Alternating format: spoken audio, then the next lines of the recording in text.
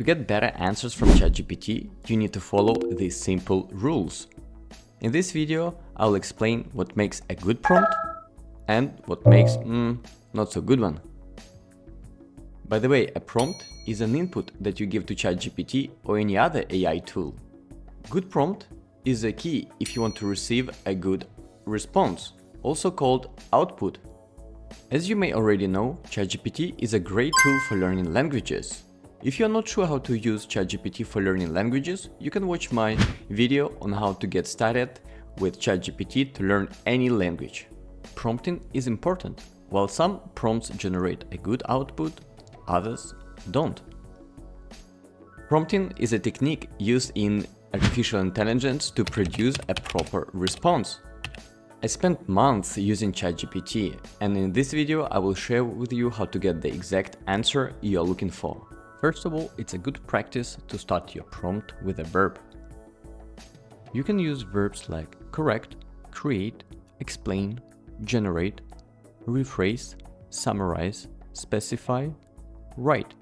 Let me give you some examples. I took a short story and will ask ChatGPT to summarize it. Summarize what the story is about. The answer should be no more than 50 words. As you can see, a summary is generated by ChatGPT that is less than 50 words. Now, let me give you an example of what a bad prompt looks like. How to learn English better. As you see, it's a very broad prompt. Another example, correct this sentence. Today, good day I go to gym. Provide a corrected version and explain why my sentence needs to be corrected. Here's another example.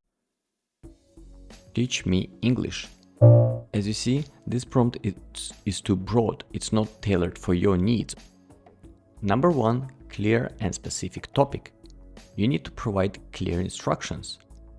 Take a look at this prompt. Tell me about language learning. It's very general and leaves room for confusion. Now compare it to this one. What are effective strategies for improving vocabulary in a new language? See the difference? The second prompt gives you clear instructions. Number 2, context or background information. Make prompts relevant to your interests and experience. Context is all about learners' current level and goals. It will help ChatGPT understand the prompt and generate a more accurate response. Here's a good prompt. Explain how to use the present simple tense to a beginner English language learner who is just learning the basics of English language. Provide an example of how I can use the present simple tense in my day-to-day life. By the way, if you found this video helpful, don't forget to like, share and subscribe for more language learning tips. Desired outcome. Clearly explain what do you want ChatGPT to do, whether it is answering a question, providing information or generating creative content. Here's a good prompt. Provide tips for improving English writing skills. I'm a beginner learner, struggling with the grammar and sentence structure. Could you give me some practical advice and examples to help me get started?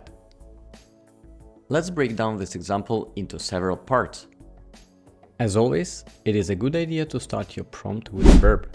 In my case, the verb is provide. Tips for improving English writing skills is our topic.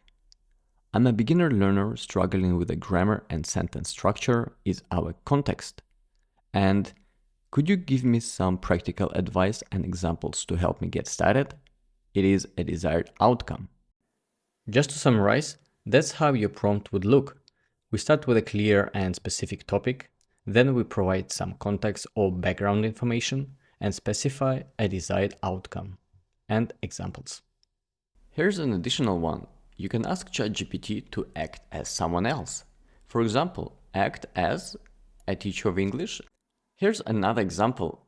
Act as fitness instructor and give me a program to lose some weight. If you tried a couple of times using ChatGPT and you are not getting the right answer, maybe your prompt was not good enough. Not good. I really hope this video helps you. I highly recommend watching my other video on how to add custom instructions to ChatGPT. Thank you for watching and see you soon!